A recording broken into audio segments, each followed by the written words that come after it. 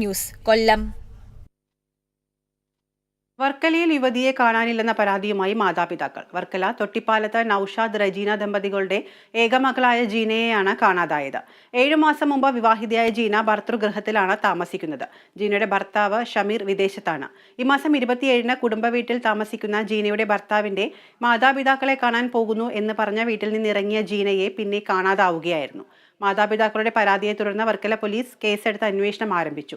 ഇന്നലെ ജീനയുടെ വീട്ടിൽ പോലീസ് സംഘം പരിശോധന നടത്തിയിരുന്നെങ്കിലും കാര്യമായ വിവരങ്ങളൊന്നും ലഭ്യമായിട്ടില്ല. പ്രദേശത്തുള്ള നിരീക്ഷണ ക്യാമറകൾ നിരീക്ഷിച്ച് പോലീസ് അന്വേഷണം ഊർജിതമാക്കിയിരിക്കുകയാണ്.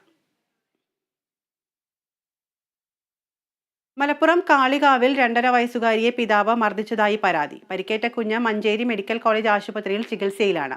അമ്മയുടെ പരാതിയിൽ പിതാവ് ചാഴിക്കോട് സ്വദേശി ജുനൈസിനെതിരെ കേസെടുത്തു. ഈ മാസം 21-നാണ് പിതാവ് കുട്ടിയെ മർദ്ദിച്ചത്. കുട്ടിയുടെ തലയിലും മുഖത്തും പരിക്കേറ്റു.